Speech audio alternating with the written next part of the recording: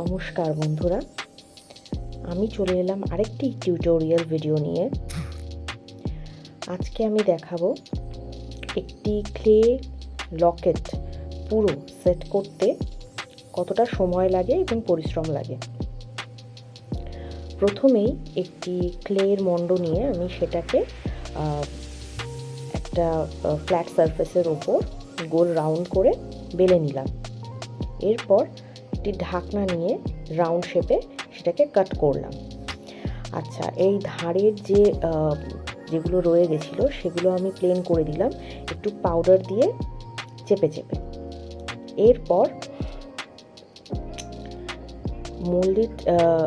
এরপর ক্লেটাকে আঠা দিয়ে তারপর এই বিনাটাকে সাইডে সেট করে নিলাম এবং এক্সেস যে পার্টটা আছে সেটাকে একটি কাটার দিয়ে কাট করে নিলাম এবং সাইডটাকে সমান করার জন্য পাউডার দিয়ে একটুখানি জাস্ট ঘষে দিলাম। এবার আমি চেষ্টা করছি কটা পলাশ ফুল তৈরি করার জন্য। আমার মনে হয় ক্লের ফুল বানানোর মধ্যে পলাশ ফুলটা বানানো সবথেকে বেশি সোজা, আর যারা বিগিনার্স তারা খুব সহজেই এটা বানাতে পারবেন। তো যেমন ছবিতে দেখতে পাচ্ছ, আমি একটি মণ্ড নিয়ে সেটাকে চেপে একটা কুড়ির শেপ দিলাম এবং টুলসটা দিয়ে বারবার স্ট্রোক করে করে করে করে সেখানে একটি টেক্সচার দেওয়ার চেষ্টা করছি, ফুলের মানে পাপড়ির একটি টেক্সচার দেওয়ার চেষ্টা করছি। এবার তার গায়ের আরেকটি পাপড়ির জন্য এবার একটি পোর্শন নিয়ে সেটাকে পাপড়ির শেপে একটু পাতলা করে জিনিসটাকে সেট করে নিচ্ছি এবং আবারও সেই টুলসটা দিয়ে স্ট্রোক করে নিচ্ছি। এখানে আমি এই টুলসটা ব্যবহার করেছি, তোমরা যদি চাও তাহলে এই টুলসটা তোমাদের কাছে না থাকলে যে কোনো যেগুলোর ধারালো যে সাইড হয় সেগুলো ইউজ করতে পারো, যেমন ছুরি, ভোঁতা ছুরি বা কোনো কাঁচি বা মোটা ছুঁচ বা কোনো দিক থেকে সেফটি পিন, মোটা সেফটি পিন, এগুলোও তোমরা ইউজ করতে পারো। ঠিক আছে, দেখতেই পাচ্ছ যে আমি কি করে ওখানে পাপড়িগুলোকে টাচ করছি। ঠিক আছে, তুমি তোমার ইচ্ছে এবং তোমার ডিজাইন অনুযায়ী এগুলো আঠা দিয়ে টাচ করতেই পারো। আমি যেমন করেছি ঠিক সেরকম করতে গেলে কিন্তু তোমাদের মানে অসুবিধাও হতে পারে, কারণ প্রত্যেকটা মানুষের একটা নিজস্ব তৈরি করার স্টাইল থাকে। হ্যাঁ, সেটা মানে আলাদা আলাদা সিগনেচার স্টাইল হয়। সেটা তোমাদের এভাবে আমি শিখিয়ে দিতে পারি, বাট কিভাবে তোমরা কোথায় অ্যাটাচ করবে তোমাদের সেটা বুদ্ধিমত্তার উপর ডিপেন্ড করছে। একটি ফুল তৈরি হয়ে গেল এবং সেই ফুলের বৃতিটা আমি লাস্টে লাগিয়ে দেব। ব্যাস, একটা পলাশ ফুল আমার তৈরি হয়ে গেছে।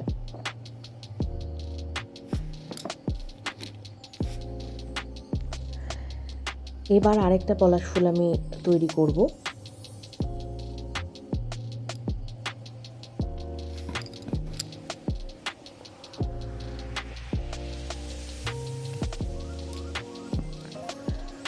এটা আমার নতুন ইউটিউব চ্যানেল, তো আমার যদি বলার বা প্রেজেন্টেশনের কোনো ভুল হয় বা গণ্ডগোল হয়, আশা করব তোমরা সেটাকে বুঝে নেবে, কারণ আমি এই প্রথম কোনো ভিডিও বানিয়ে আপলোড করছি এবং ভুল তো মানুষ মাত্রেই হয়। তো আশা করব যে আমার যদি ভিডিওতে কোনো সমস্যা হয় বা প্রেজেন্টেশনের কোনো গণ্ডগোল হয় সেটা তোমরা একটু বুঝে নেবে এবং আমার প্রেজেন্টেশন আরও বেটার করার জন্য যদি কোনো কমেন্ট বা কোনো সাজেশন তোমরা দিতে চাও, অবশ্যই কমেন্ট বক্সে সে কমেন্টটা করতে পারো। And please do subscribe my channel for growing my skill or my videos. আর তোমরা যদি কেউ আমার জুয়েলারিগুলো অর্ডার করতে চাও, then you can comment also.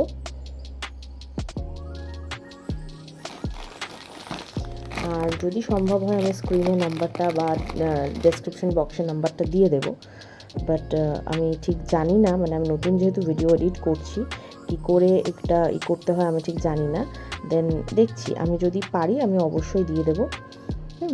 আর তোমরা ভিডিওটা দেখে অবশ্যই বুঝে নাও যে কী করে মানে এটাকে সেট করতে হবে বা আঠা দিয়ে এখানে অ্যাটাচ করতে হবে। আর আরেকটা কথা, আমি এগুলো কাঁচা অবস্থায় বেসের ওপর আটকে দিচ্ছি, তার কারণ আমি জানি যে এটা কোথায় কি বসাবো না বসাবো। যারা প্রথম বিগিনার্স, যারা জিনিসগুলো ছোট ছোট তৈরি করে রেখে দিচ্ছ এবং সেগুলো শুকিয়ে যাওয়ার পর কোনো একটা বেসে অ্যাটাচ করছো, তাদের ক্ষেত্রেও খুব যে অসুবিধে হবে তা নয়। সেক্ষেত্রে তোমরা একটু বেসের মাপটা একটু দেখে নিও, না হলে জিনিসটার সঙ্গে বেসের কোনো পার্থক্য থাকবে না, মানে দেখতে খুব একটা ভালো লাগবে না। আগে মাপঝোঁকগুলো সুন্দর করে করে নিও। আর এই বিনার ডিজাইনটা যদি কেউ দেখতে চাও, যে টিউটোরিয়াল যে কী করে আমি তৈরি করেছি বা না করেছি, তাহলে আমি বলবো যে এটা আমি কমেন্ট বক্সে জানাও, আমি পরে তোমাদের এই সেটা দিয়ে দেবো। এই বিনা বানানোর যে পদ্ধতিটা, সেটা আমি অবশ্যই ভিডিও বানাবো এবং দিয়ে দেবো।